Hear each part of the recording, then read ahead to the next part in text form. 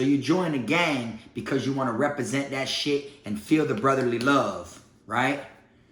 Till you get in a violation for something that you shouldn't have been doing, and then one of your brothers end up breaking your jaw.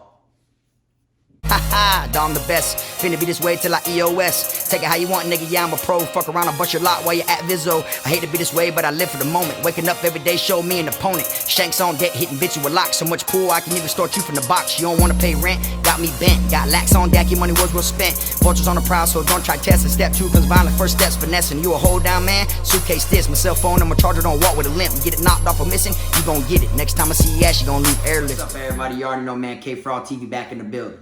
Y'all go ahead and do me that solid favor, hit that like, subscribe button, and make sure you hit the notification bell so you can see it first. Also, make sure your bell is placed on all, not personalized. Therefore, you get notified every time a video drops and not just every once in a while. For this video, I'm going to be telling you something that took place when I was locked up at Calhoun, CI while serving time down here in Florida. Like I said in the intro, you know, people join gangs and organizations because they feel like ain't no love like the brother I got. They feel like, you know, if I get into something, I'm not in it by myself. I got someone that's going to rock with me. I stand for the same shit they stand for. They stand for the same shit I stand for. So if I'm all the way committed, they all the way committed behind me. Whether I'm right or wrong, they ride. Okay, well, this situation that took place, an inmate ended up getting his jaw broke while getting a V, which is a violation, from his brothers. Now, I understand when it comes time to tighten them up and, you know what I'm saying, beat on them a little bit because they did something they weren't supposed to do. For those that don't know, a violation is when you do something that they tell you you're not allowed to do, that you shouldn't be doing. For instance, and the reason behind this violation was smoking K2, better known as Tunchi. Some gangs allow you to get high, some other gangs don't. Some gangs want mandatory rec, some other gangs don't. Some people want to be, you know, in the line of duty to where they call the shots. So they'll have a structure that if you want to bang on the compound, you got to follow it. Some people can't shake that demon or that monkey off their back when it comes to getting high, you know. Now, when they get high when they're not supposed to, you know, violations, one thing. But they overdid it on this dude, man. You know, and the outcome was his shit got broke. Now, I've seen plenty of people get violations, you know, inside of prison. And normally they're not supposed to V you in front of people, you know. When they do the violations, they usually, you know, do it discreet. They'll go in a cell, hang something up to where you can't see in the cell, and they'll paint their own brother, beat him up, or he might have to throw his set up above his fucking head and stand there and let them hit him however many times it is right here on their stomach and chest. So you'll see some inmates that look all banged up and bruised up and stuff, which it's more, you know, explanatory that way because it risks your brother and y'all losing a member, you know, from going to confinement. But it risks from your brother actually being seen all banged up, looking like Willie Lump Lump. Instead, you know, he's all bruised up under the shirt. You feel me? Now, what happened with this dude was they told him they didn't want him smoking Tunchi, which I guess they told that to all their brothers. But he had a habit of getting high. So he'd get high, they'd give him a violation. He had a couple violations off this shit. He got so used to the violations that he just, instead of avoiding the dope to not get the violation, he would just get the violation and just continue to smoke the dope. You feel me? He'd get all banged up right here and he'd be all bruised up every time I seen him, but he didn't care. He was, you know, he was chasing that high. People do their time different. My time, the way I do it, will be totally different than how you do your time. You might like to listen to music. This dude might like to write books. This dude might like to read books. This dude might like to be a gang member. This dude might like to stay the hell away from gangs. Some people like to gamble. Some people like to mess with punks. You know, everybody does their time totally different. I like to make money when I'm in prison.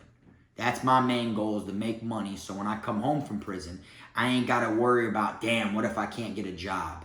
What if I, you know, ain't got the right source of income, man? I'm going to go back to robbing. I ain't got to do that if I'm in there stacking. Feel me? So this dude, the way he did his time is he got high. You feel me? So every time you'd see him, he'd be wall surfing and shit. You know, he was one of them dudes that acted like Bob Marley. He was just always droopy.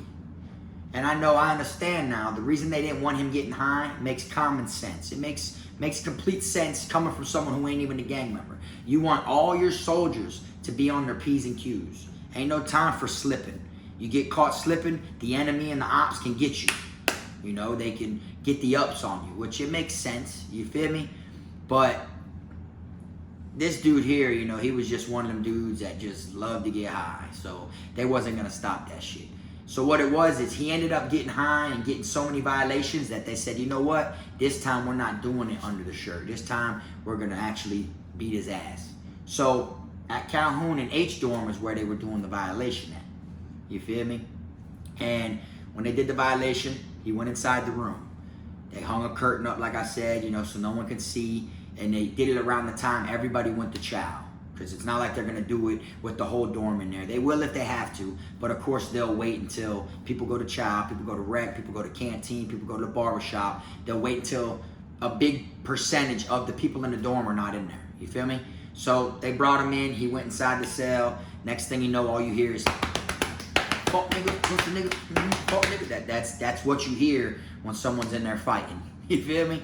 That's all you hear. You just hear all the beating and banging and shit like that. So we knew he was in there fighting. We were like, okay. But at the same time, we did see a couple of his brothers go in there. So we're like, if whoever he's in there fighting, you know, there's no way they're jumping him because his brothers are in there. But we didn't catch on that, you know, he was getting a violation. So I guess they had like 6 of them jump on him. Normally, I don't know if it's that many. It's normally just a few, maybe 2, 3. I've heard of it being like that amount, but 6, you know, they literally wanted to like beat his ass. And I guess when they were hitting him when he was down, they had him on top of a bunk and his head was banging against the metal as he was trying to fight them off. And somehow they held his face down while the other ones was hitting him, and they ended up breaking his jaw from that. You know, it don't take that much pressure to knock somebody out. So just imagine the pressure it would take to break someone's jaw. And when he came out of the cell, he looked like something was wrong with him. You get what I'm saying? Like his shit just looked so ugly and turnt looking that there was no way, you know, he would hide it. But he was so committed to his gang and he didn't see nothing wrong with the ass whooping that he didn't just, you know, go to medical to get fixed or nothing like that. He literally tried to deal with the pain and was gonna, you know, felt like, shit, I deserve this shit. You know, I was smoking and I shouldn't have been smoking. So he tried to avoid, you know, going to medical, seeking the medical attention for as much as he could. But I tell you what, I felt like, I was like, oh, there ain't no way in hell he gonna last on the compound. His same brothers, the ones that beat his ass, you had a percentage of them that was worried that they were gonna get in trouble. Then you got a percentage of them that was worried about his actual health and well-being. So they ended up talking him into going to medical. And then through the outcome of going to medical, he never came back on the compound.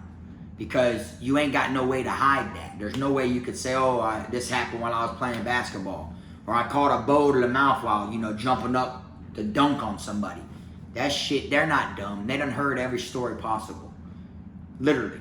So it ain't like you could just feed them fucking stories and they're gonna just fall for it. It don't work like that. So he didn't end up coming back on the compound. Now what made it even crazy is once he eventually went to medical and they had him back there, you know, in confinement and shit like that before they transferred him to get his jaw wired, they wanted to find out who did it to him. You feel me? And of course he ain't gonna say his own brothers did it. But guess what the officers did? The officers thought an opposition did it. They thought another organization did it. So they thought that a riot was going to pop off. A war was about to spark because this known gang member had got his jaw broken. So the officers went around and started picking up different GDs, different actual people that was in his gang. You know what I'm saying? They went around, started picking them up, holding them under investigation because they thought that they were going to strike on a different organization. But in all reality, it was them that did it.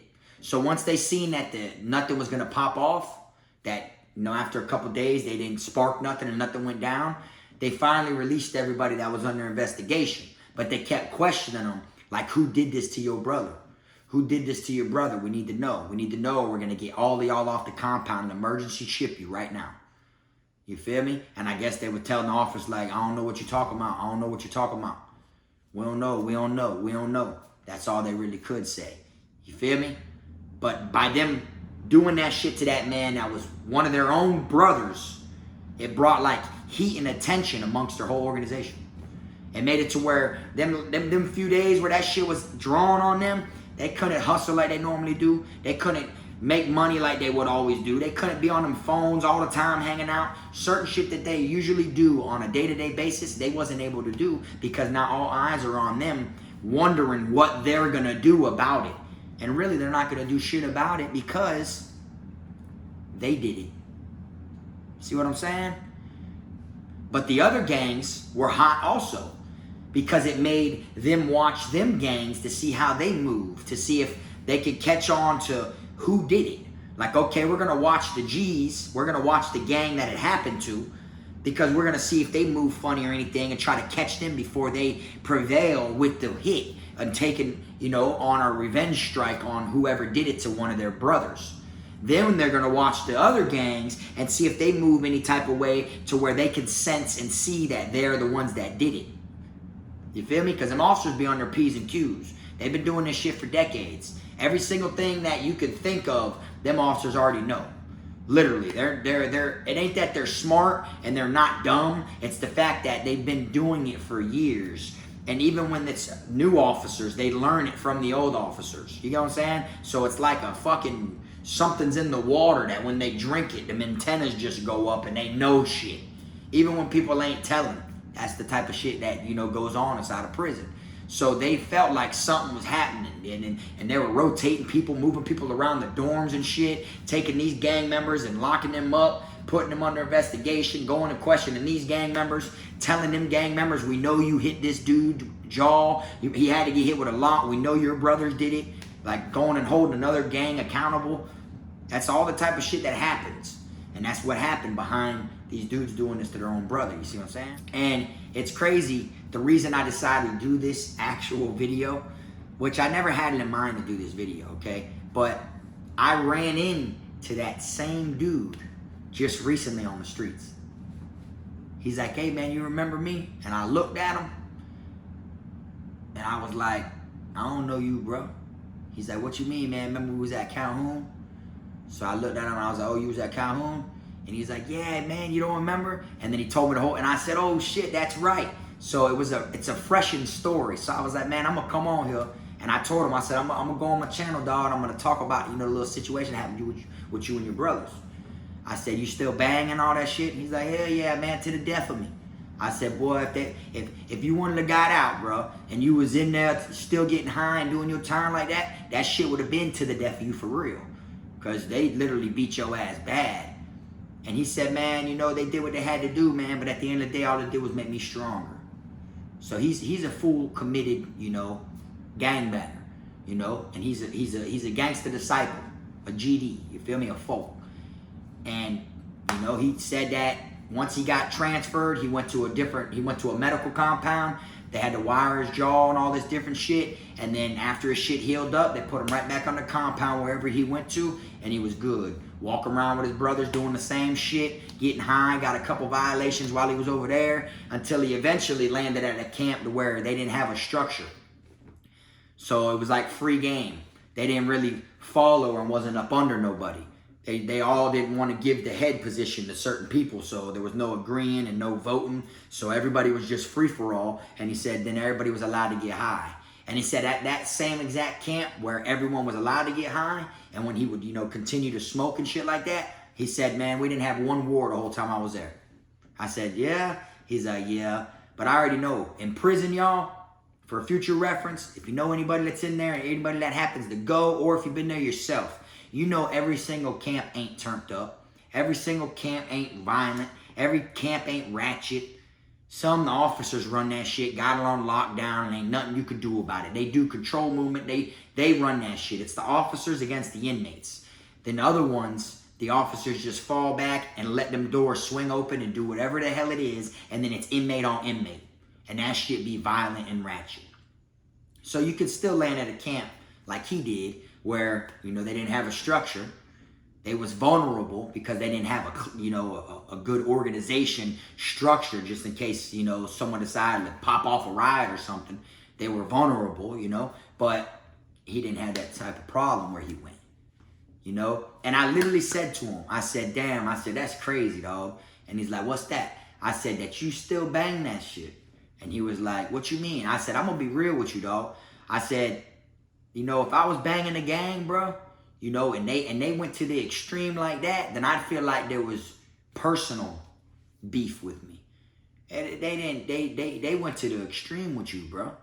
It ain't like they just hit you a little bit and you accidentally broke your own shit. Them boys broke your jaw, dog. And he was like, yeah, I know. He's like, but at the end of the day, dog, it is what it is.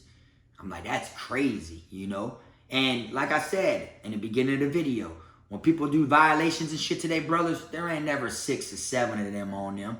If it is, then who knows? Maybe I'm wrong. But not ever did I see that many people, put a V on somebody. Maybe if they was trying to X him out or something, jump his ass out of the clique or whatever it is. But as far as like a V for just simply smoking, K2, I'm like, man, them boys had personal tension with you. Them first 3 or that ran up on him, them 3 right there was probably the ones that was like, put on to do the V. But then them next 3 that jumped in, them boys was just people that wanted to whoop your ass. Those was people that all the times that they couldn't touch you because they your brother, all them times that they wanted to put their hands on you and do shit they wasn't allowed to because the higher upper power, the head, wouldn't let them. Now they just gonna jump the gun and use the V as the reason to do that. You feel me? Because for someone to have something so tragic to them happen and them still bang that shit and them still get high at the next place they go, that's a real gangbanger right there. Literally. Just accept V's just to smoke. Like that means you're like a pain freak. You know what I'm saying? Like you enjoy pain, bro. You live for that shit. Or else after you got it the second time, you would have been straight. You would have stayed away from the dope. But him, he was with it, fully committed. And when I seen him, I said, oh, so what you doing now on the streets? He's like, man, same old shit, just trying to stay out.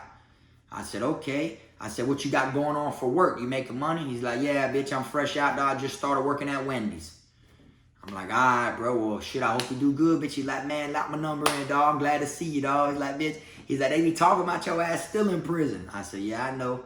He's like, yeah, bitch. He's like, it's good to see a familiar face. I said, hell yeah. And his shit his shit was like fully healed because it done been years. But at the same time, he talked different. He had like a little list behind him. He wasn't like that at first. You get what I'm saying? And that shit happened by his own brothers. That's why your ass gotta be ready, no matter what it is. Who you getting into it with, even your own kind gonna try to hurt you. If that's what they there for. That's what a violation's for, to teach your ass a lesson.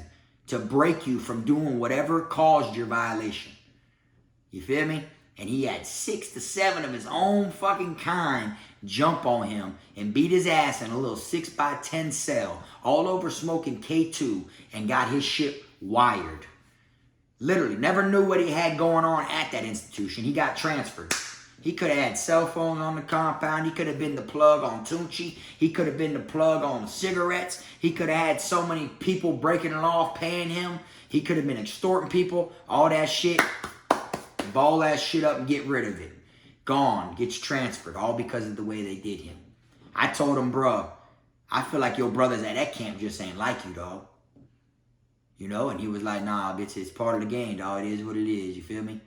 I'm like, that shit's crazy. You know what I'm saying?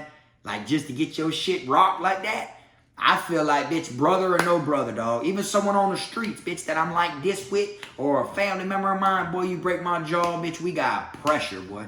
We got beef. And if I run into one of your homeboys and you ain't around, or I run into one of my family members' friends or something like that, whoever broke my shit, if they ain't around and I run into someone that's like this with them, then I got to do it to them. So in his case, that was his brothers. You feel me? So you would feel like he would hate his organization now. And like, man, what if they ain't have to do all this, bro? You feel me? Next camp he go to, just go head hunting. Especially, imagine the camp he finally landed at where they didn't have no structure. He could have been knocking heads off of his own fucking kind and nothing would have even sparked off as a riot. Because they didn't have no structure. You see? But instead, he ate that shit. That's a real gangbanger. That's someone that reps that shit to the fullest, to a heart. All tatted up with all the different pitchforks, tattoos, and different letters and numbers and shit on him. Really reps that shit. Got his jaw broke by his own kind. Shit's crazy. I could see if they did that shit to a different gang member or unaffiliated, a neutron, someone who don't gangbang, or an officer that tried to put their hands on them or something, but they did that to their own kind. That should show you and tell you something. That, yeah, they love you, but you're just a number. That's it. That's all you are. You're just a number. Just like in the chain gang, your name go out the window and your ass is labeled as a number now. You're just a number in organizations. Even if the love is real, it ain't going to always be real with every single person in your organization. It's all on when they need you, how long they need you, what they need you for, and when they're done needing you. That's it. Straight up. It's all on what you do when you rock with it. However you take that shit, you want to be crash dummy, you want to put on for some shit that don't got love for you, then that's on you. But if that shit is real, like, you know, real deal like this, then you're better off just sticking with the same little circle of them and just making the bond even stronger. Because as soon as you go to branching out, meeting other ones of your kind and all that, in the back of a lot of their minds be envy. They envy and they doubt you. They doubt that you deserve to be one of them. That's how that shit goes when it comes to this gang shit, boy. That's why I'm glad I ain't never joined no organization. But like I said, though, I respect all organizations. Shout out to all of them out there. KFROG don't pick and choose, nothing like that. I got homeboys that are real gangbangers in all organizations. That's why I would never side with one of them. You feel me? But anyways, I'm going to go ahead and wrap this video on up. I appreciate y'all watching.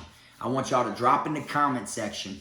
Do me that favor. Let me know anytime you've seen someone get a violation in prison, or anytime you've seen someone do it to their own kind. Even if you're on the West Coast and it ain't a gang thing, if it's a race thing, if you've seen a white do it to a white or a black do it to a black, I want you to drop it in the comment section and let me know your story. I want to read your shit. I want to see the type of things that other people have witnessed with their eyes like I have. All right? I appreciate y'all watching this. Like I said, I'm going to wrap it on up. Make sure you keep them squares, rats, clowns, and chomos out your circle. And until next time, you already know, it's the one and only Frog.